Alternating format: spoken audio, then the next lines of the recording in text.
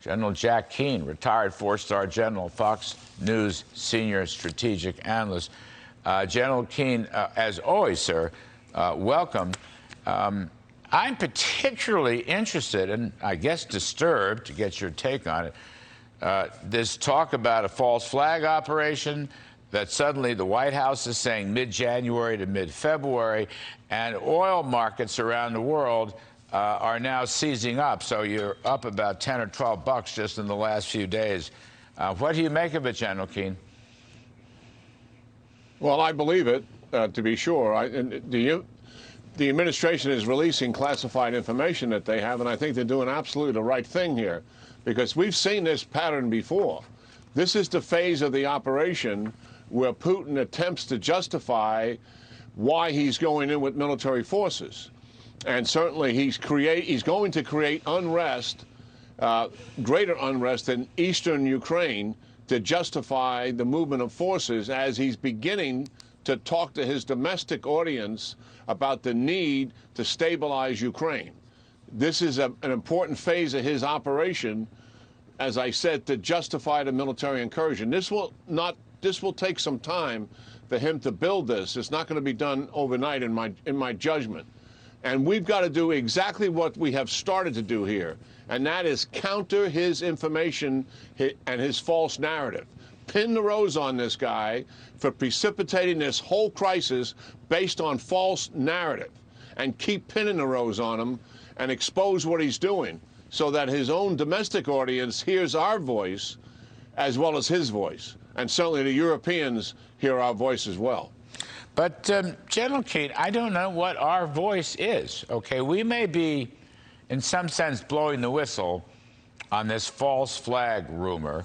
A lot of people agree with what you just said, that Russians seem to be moving troops and tanks and equipment. Okay, I get that. But I don't understand what is our voice? We just had a week, wherever, in Geneva, wherever, where the deputies met, NATO met, security groups met. Nothing happened. The Russians were as stubborn and dogmatic as always. And the White House inexplicably opposed the sanctions on Nord Stream 2 that Senator Ted Cruz, and it turns out 55 other senators, 54, about a half a dozen Democrats, everybody wanted to restore the sanctions. The White House opposes that as we're looking at a potential invasion in the next week or two. I don't get that, General Keane. Yeah, well, let me unpack that a little bit. First of all, the negotiations took place, right, and the most significant negotiations were the ones one with the United States and Russia, and then with NATO. The good news that came out of that is we didn't concede anything. And certainly Putin had an idea that maybe we would. And that's why he precipitated the crisis, so he could get some concessions from us and maybe not have to use military force. The other flip side of that, maybe it was all subterfuge to begin with, because his proposals that he put in writing were really dealing with the dismantling of NATO, and they certainly, he must have understood that even though we have weak leaders in NATO right now, both in the United States and in Europe, it'd be quite impossible for them to give in to that proposal, which is the undoing of NATO itself. But give NATO leaders some credit here. I know people don't want to, but give them some credit here for standing their ground. And the center of gravity is galvanizing there, in a sense that, listen, there's a real threat, and what comes with a threat is fear. And fear gets people's attention. And NATO is recognizing that their DNA is to counter Russia. And that's what they exist for. And I think they've got away from that for a while, but it's back front and center for them to deal with this. It looks like Putin is going to commit some troops, likely in eastern Ukraine, at some point after he gets his false narrative out there and he gets all the pieces in play before he moves those troops across the border. It's unlikely, Larry, that he would take the whole country. That would give him some dire consequences in terms of casualties, and he hasn't prepared his home population for a full-scale war. So I would be surprised if he undertook something like that, and he'd have the Ukrainians fighting him in guerrilla warfare forever. And that would also mean that the United States would likely have to commit forces right into Ukraine to conduct an evacuation of our U.S. personnel who were there if he committed to that operation. The more likely one is eastern Ukraine, build a land bridge to Crimea, a limited military operation. Nonetheless, it'll involve thousands of troops. Well, there you go. You know, okay, fine. Invade eastern Ukraine, a land bridge to Crimea. They still own Crimea. Jack, if you tell me to respect NATO, I will respect NATO, although I don't really want to because of France and particularly Germany. But putting that aside, okay, I ask you this. If Putin commits troops, if he moves, he's got the troops right at the border. If he commits a certain amount of troops, tanks, weapons, whatever he does, Donbass region, whatever, and starts to talk about or building a land bridge to Crimea. What is it that we're going to do? We can't just sit there and do nothing. That's what we do with Crimea, right? We said there's a red line, and then all of a sudden there was no red line. That was during the Obama years. I'm just saying we haven't put sanctions on up to now, even with the 150,000 troops or whatever the number is. I thought we should have. I thought you think we should have also. When do we do that? When do we take a counteraction? I mean, if he's going to commit troops, that's a big deal, isn't it? Yeah, well, you know, the Biden administration passed on doing things to prevent the conflict. And many of us believe there's many things he could have done. Well, let's not waste time on that because that time has passed. And now let's assume the troops are in eastern Ukraine. What do we do?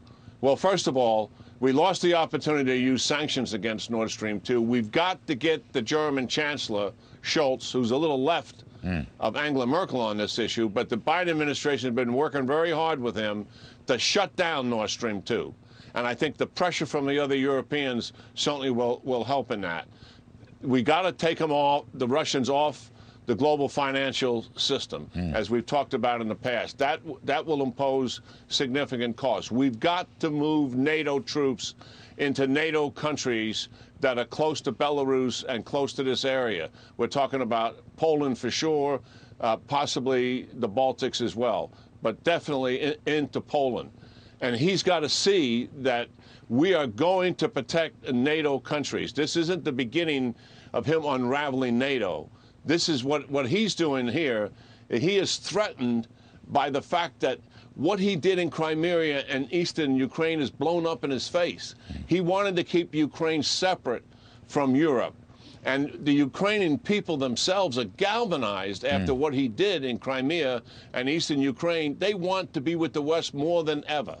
They want to be integrated with the EU economically, and they want the political and military security that comes with NATO. And they have turned from Russia toward Europe and the United States. So he didn't accomplish what he set out to do, and he's got other problems. You see these autocratic regimes that he's associated with where the people are demonstrating against the autocrats, and he is one of them. And he has to put troops into Belarus to stop it.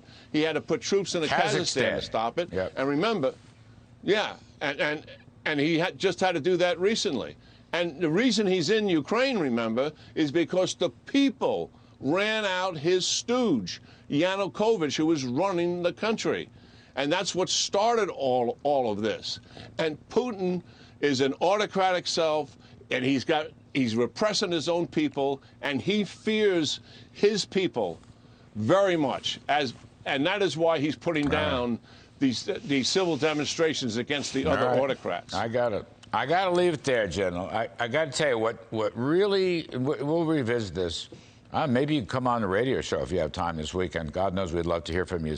We spend 30 minutes. But what got my attention is, A, the big jump in world oil prices, which is always a leading indicator of these things. And B, the White House is changing its public posture.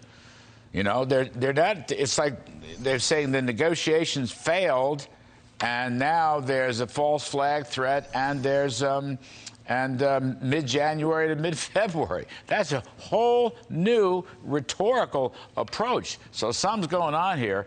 and it's not good. I hate to book people on TV for the radio show, but we will be in contact with your man to see if you're available. General Keane, you're the best of the best. We will talk soon.